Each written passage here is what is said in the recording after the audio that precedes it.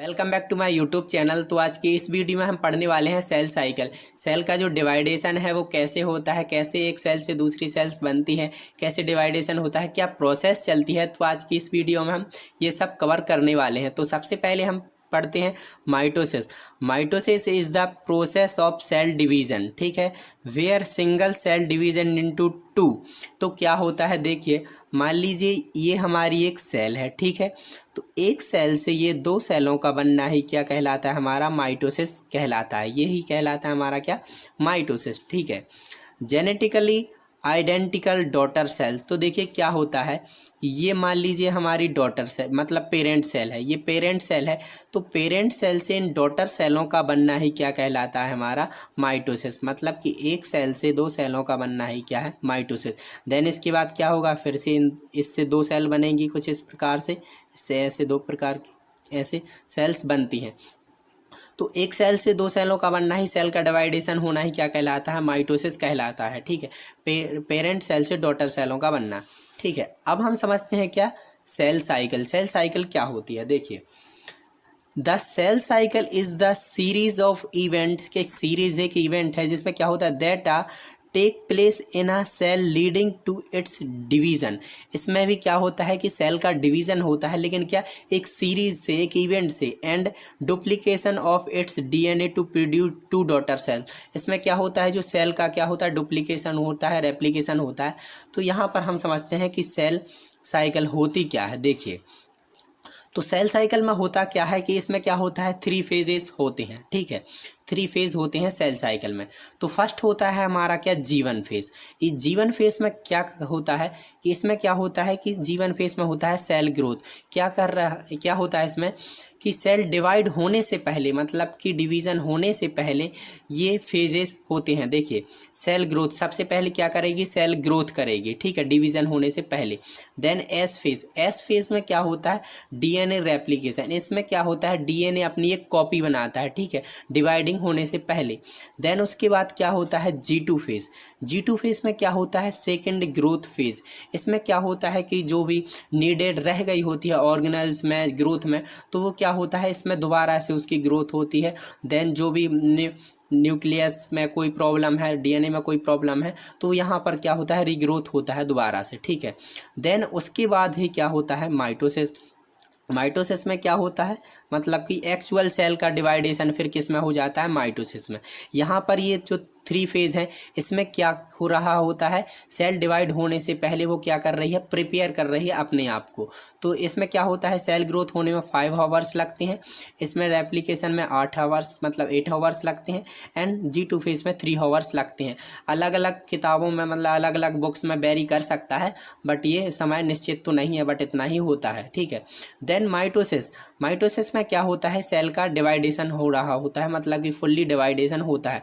तो सेल का जो डिवाइडेशन होता है वो क्या होता है, 4 फेज़ों में होता है। देखिए prophase, metaphase, anaphase, telophase and cytokinesis. Cytokinesis में क्या होता है, एक्चुअल सेल का डिवाइडेशन हो जाता है। तो चलिए इस वे में भी, इसके बारे में भी हम अच्छे से समझते हैं। देखिए क्या होता है, तो देखिए जो हमारी सेल साइकिल होती है इसे 2 पार्टों में डिवाइड करते हैं हम, ठीक है। फर्स्ट है हमारा इंटरफेस। इंटरफेस ही क्या है, देखिए इंटरफेस क्या है, जो यहाँ से G1 फेज से G2 फेज तक जो ये जो प्रोसेस चल रही है, मतलब कि सेल क्या कर रही है, अपने आप को प्रिपेयर कर रही है सेल डिवाइड होने के लिए, यही क्या कहलाता है हमारा, यही कहलाता है हमारा क्या, इंटरफेस। इंटरफेस में क्या होता है, प्रिपरेटिंग फेस। इसमें क्या है, प्रिपरेटिंग फेस, अपने आप को प्रिपेयर करना, सेल डिवाइड होने से पहले अपने आप को प्रिपेयर करना, ठीक है। देन इसके बाद क्या होता है, माइटोसिस। माइटोसिस क्या होता है, एक्चुअल डिवीजन फेस। इसमें क्या होता है कि जो हमारा एम फेज है ये वाला, तो इसमें क्या होता है कि सेल का एक्चुअल डिवीज़न होता है। तो चलिए अब हम समझते हैं कि ये क्या है। तो सबसे पहले हम समझते हैं क्या, इंटरफेस। इंटरफेस आखिर होता क्या है, तो देखिए during interphase the cell takes in nutrient, grows and conducts other normal cell division. इसमें क्या होता है कि सेल डिवीज़न होने से पहले जो भी न्यूट्रिएंट हैं, ग्रोथ है, ये सब ग्रोथ हो रही होती है, न्यूट्रिएंट हो रहे होते हैं, ये सब किस में होते हैं, इंटरफेस में। मतलब प्रिपेयर होने से पहले जो भी प्रोसेस चलती है सेल की, ठीक है, डिवाइडेशन होने से पहले, वो सब के किस में आते हैं, इंटरफेस में। तो डिवीजन होने से पहले क्या क्या फेजेस होते हैं, तो सबसे पहले हमने देखा था क्या, जीवन फेज। तो जीवन फेज में होता क्या है, फर्स्ट ग्रोथ फेज। इसमें क्या होती है, फर्स्टली सेल की क्या होती है, ग्रोथ होती है। देखिए, the G one phase is the period of growth for the cell. इसमें क्या कर रही होती है, सेल ग्रोथ कर रही होती है, ठीक है। During this phase new protein and organelles are produce. इसमें क्या होता है कि इसमें क्या होता है, न्यू प्रोटीन्स बनते हैं, ठीक है। प्रोटीन जब ग्रो करेगी तो इसमें क्या होगा, प्रोटीन तो बनेंगे ही, तो न्यू प्रोटीन्स बनते हैं। एंड जो भी सेल में ऑर्गेनेल्स होते हैं, नीडेड होती है, वो ऑर्गेनेल्स भी प्रोड्यूस होते हैं, ठीक है। अब हम समझते हैं क्या, एस फेज। एस फेज क्या होता है, जिसमें क्या होता है, सिंथेसाइज फेज। सिंथेसाइज फेज में क्या होता है, देखिए, during the S phase cell makes synthesize on inter copy of the DNA of the cell. इसमें क्या होता है, इसकी जो सेल्स होती है उसमें जो डीएनए होता है उसमें क्या होता है, उसका सिंथेसाइज होता है। मतलब कि बोला जाए सेल की कॉपी बनती है, एक डीएनए से दूसरा डीएनए बनता है, मतलब सेल की कॉपीज बनती हैं वो। चलिए, तो अब इसको हम यहाँ पर समझते हैं। देखिए, क्या होता है कि जो कि हमारा क्रोमोसोम्स होता है, क्रोमोसोम्स क्या होता है कि बहुत सारे डीएनए से मिलकर बनता है, बहुत सारे डीएनए होते हैं, उसी से मिलकर बनता है क्रोमोसोम। तो क्रोमोसोम के बीचों बीच ये क्या पाया जाता है, हमारा सेंट्रोमेयर, ठीक है, ये क्या है हमारा, सेंट्रोमेयर। तो इसमें क्या हो रहा है कि क्रोमोसोम है, मतलब कि जो डीएनएस है, यहाँ पर क्या हो रहा है, उसका रेप्लिकेशन हो रहा है। मतलब यहाँ से ये दूसरा, ये रेप्लिकेशन, मतलब ये डुप्लीकेशन हो रहा है, रेप्लिकेशन हो रहा है, ठीक है, डीएनए का, ठीक है, क्रोमोसोम।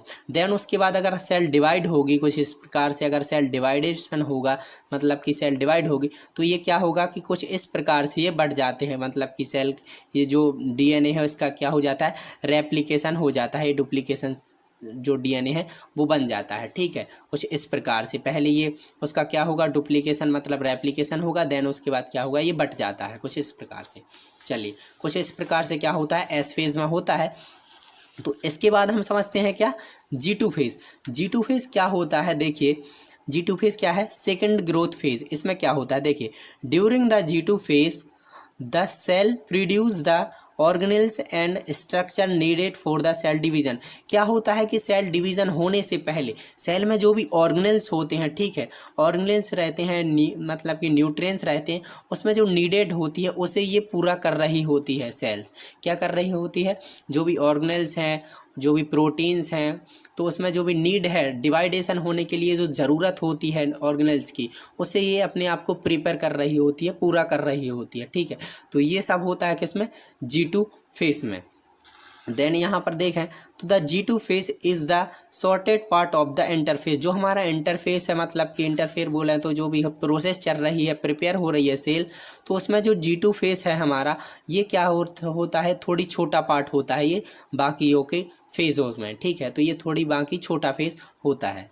चलिए दोस्तों, क्या हुआ कि हमने इंटरफेस को समझ लिया कि जो सेल है वो डिवाइड होने से पहले कैसे अपने आप को प्रिपेयर करती है, जीवन फेज में, एस फेज में एंड G2 फेज में, ठीक है। मतलब डिवाइड होने से पहले उसने क्या क्या कर लिया, अपने आप में क्या क्या बदलाव कर लिए। इसके बाद हम समझते हैं माइटोसिस, मतलब कि सेल का एक्चुअल डिवीज़न कैसे होना है, ठीक है। तो चलिए समझते हैं अब हम इस प्रक्रिया को, ठीक है। तो देखें क्या है, यहाँ पर आप देख पा रहे होंगे कि ये है हमारी नॉर्मल सेल, ठीक है, नॉर्मल सेल्स है, जिसमें कि ये है सेंट्रियोल्स, ठीक है। ये इस प्रकार से, ये क्या है, सेंट्रियोल्स हैं। देन क्या है, इसमें ये न्यूक्लियस है, ये वाला न्यूक्लियस है ने। देन इसके अंदर क्या होगा, न्यूक्लियोलस प्रेजेंट होगा, ठीक है। तो अब हम देखते हैं, तो इसमें हमने देखा था क्या, यहाँ पर हमने देखा था कि इसमें जो माइटोसिस है, इसमें फर्स्ट ऑफ ऑल क्या होता है, प्रोफेज। तो प्रोफेज समझते हैं हम, प्रोफेज क्या होता है। देखिए, तो प्रोफेज में ये हमारी सेल्स हैं। तो चलिए हम देखते हैं कि कैसे प्रोफेज में सेल का डिवीज़न होता है। तो देखिए, ये होता है हमारा फर्स्ट, ठीक है, प्रोफेज। तो देखिए इसमें क्या होता है, फर्स्ट देखें तो nuclear membrane start to disappear. इसमें क्या होता है कि फर्स्ट ऑफ ऑल जी हमारी नॉर्मल सेल है, ठीक है, नॉर्मल सेल। तो प्रोफेज में होता क्या है कि जो हमारा क्या है न्यूक्लियस है, ये हमारा क्या है न्यूक्लियस, तो इसमें क्या है nucleus membrane start to disappear. तो इसमें क्या होता है कि न्यूक्लियस डिस्पेयर मतलब कि न्यूक्लियर मेम्ब्रेन यहाँ पर टूटना चालू हो जाती है, मतलब कि ये डिस्पेयर होना चालू हो जाती है, ठीक है। जो न्यूक्लियस की ये मेम्ब्रेन है, ठीक है, ये वाली ये डिस्पेयर होना चालू हो गई है, ठीक है, इस वाली फेज में, किसमें प्रोफेज में। देन क्या हो गया न्यूक्लियोलस डिस्पेयर्ड। तो इसमें क्या होता है कि जो भी इसके अंदर अगर न्यूक्लियस की अगर जो मेम्ब्रेन है वो डिस्पेयर हो गई तो इसके अंदर जो न्यूक्लियोलस होगा वो भी डिस्पेयर हो जाएगा, वो भी समाप्त हो जाएगा, ख़त्म हो जाएगा, ठीक है। देन इसके बाद क्या होता है centrioles moves to opposite poles in aster shape sphere. तो इसमें क्या होता है कि जो सेंट्रियोल्स होते हैं ये हमारे सेंट्रियोल्स हैं, ये क्या हो गए अपोजिट साइड, मतलब कि ये अपोजिट हो गए, दोनों एक एक साइड दोनों हो गए, ठीक है। ये इस साइड आ गई और ये वाले इस साइड आ गए, तो क्या हो गया ये अपोजिट साइड में कन्वर्ट हो गए। देन इसके बाद ये तो प्रोफेज के बाद हम बात करते हैं किसकी मेटाफेज की। अब मेटाफेज में क्या होता है देखिए, मेटाफेज में क्या होता है क्रोमोसोम्स फुल्ली कॉन्डेंस्ड विजिबल। तो मतलब कि जो हमारे क्रोमोसोम्स हैं, ये वाले क्रोमोसोम हैं, ये क्या हो गए विजिबल हो गए, मतलब कि दिखना चालू हो जाते हैं, क्योंकि ये क्या हो गए ये सेंटर में प्रेजेंट हो जाते हैं जो कि क्रोमोसोम्स हैं। यहाँ पर हमने देखा कि प्रोफेज में क्या होता है कि ये न्यूक्लियस के अंदर प्रेजेंट होते हैं, लेकिन सेकेंड वाले फेज में हम देखें मेटाफेज में तो क्या हो जाता है कि ये क्रोमोसोम सेंटर में प्रेजेंट होते हैं, ठीक है, मतलब कि सेंटर में आ जाते हैं, ठीक है। देन इसके बाद क्या होता है स्पिंडल फाइबर अटैच विथ कीटोकोर, ठीक है।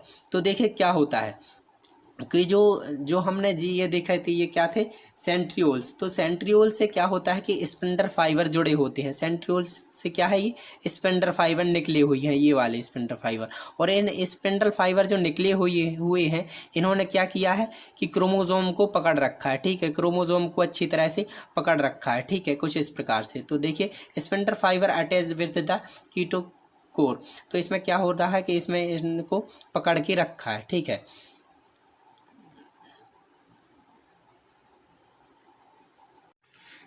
तो चलिए दोस्तों अब हम समझते हैं किसको माइटोसिस को। माइटोसिस में क्या हो रहा होता है, इसमें क्या होता है कि एक्चुअल डिवाइडेशन होता है सेल का। तो सबसे पहले हम समझते हैं कि माइटोसिस, देखिए यहाँ पर हमने देखा था कि जो माइटोसिस है हमारा इसमें क्या होता है एक्चुअल डिवीज़न होता है, जिसमें क्या होता है प्रोफेज होता है, मेटाफेज होता है, एनाफेज होता है, टीलोफेज होता है एंड साइटोकाइनेसिस होता है। तो चलिए हम समझते हैं। तो सबसे पहले हम बात करेंगे किसकी प्रोफेज की। तो देखिए यहाँ पर उसको हम देखने से पहले हम समझते हैं नॉर्मल सेल, ठीक है।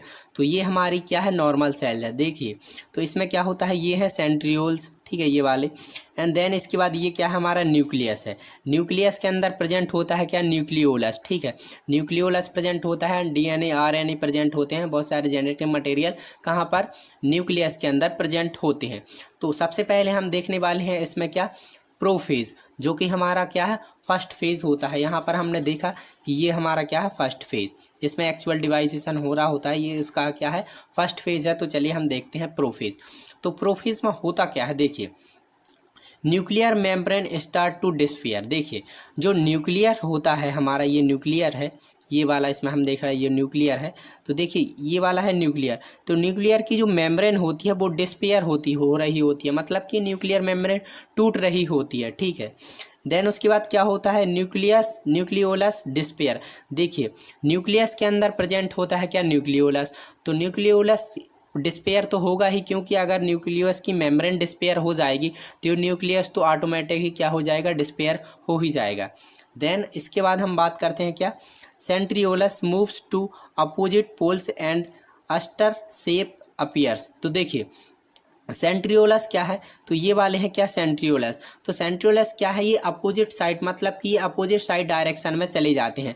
कुछ सेंट्रियोल्स यहाँ पर ये अपोजिट साइड, यहाँ पर ये सेंट्रियोल्स यहाँ आ जाते हैं और ये सेंट्रियोल्स यहाँ आ गए, मतलब कि ये एक दूसरे के अपोजिट साइड चले जाते हैं। और ये इनसे क्या निकलता है, ये निकालते हैं क्या स्पिंडल फाइबर, जो यहाँ से ये देख पा रहे होंगे, ठीक है, ये निकालते हैं क्या स्पिंडल फाइबर, यहाँ से स्पिंडल फाइबर निकालना चालू कर देते हैं, ठीक है।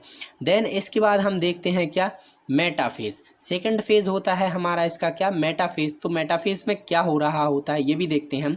तो देखिए क्रोमोसोम्स फुल्ली कॉन्डेंस्ड विजिबल। तो इसमें क्या होता है कि जो क्रोमोसोम्स होते हैं वो क्या होते हैं, सेंटर में आ जाते हैं, मतलब कि यहाँ पर ये बीचों बीच आ चुके हैं। यहाँ पर क्रोमोसोम सेंटर में आ जाते हैं, ठीक है। यहाँ से निकल कर इससे, क्योंकि ये डिस्पेयर हो जाती है तो यहाँ से क्रोमोसोम निकल जाते हैं, ठीक है। क्रोमोसोम अगर निकलेंगे, ठीक है, तो क्रोमोसोम जब निकलते हैं तो मेटाफेज में क्या होता है कि ये सेंटर में आ जाते हैं, ठीक है। यहाँ पर सेंटर में क्रोमोसोम क्या हो गए, आ गए, ठीक है, जो कि है विजिबल, हमें दिखने लगे। अगर हम इसका क्या करते हैं कि माइक्रोस्कोप से देखते हैं तो हमें विजिबल होने लगती हैं, ठीक है।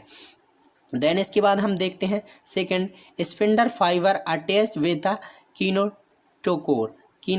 देखिए क्या होता है, देखिए स्पिंडल फाइबर क्या है, ये स्पिंडल फाइबर हमने देखा, ये है क्या है, स्पिंडल फाइबर, जो क्या है कि क्या है, किससे जुड़े हुए हैं, सेंट्रियोल से जुड़े हुए हैं। ये सेंट्रियोल से जुड़े हुए हैं स्पिंडल फाइबर, और इन्होंने क्या पकड़ के रखा है, क्रोमोसोम को पकड़ के रखा है, ठीक है, विथ कीनोटोकोर क्या है कि जो सेंट्रियोल्स होते हैं, सेंट्रियोल्स में यहाँ पर एक प्रोटीन होता है जिससे कि ये अटैच होते हैं, ठीक है।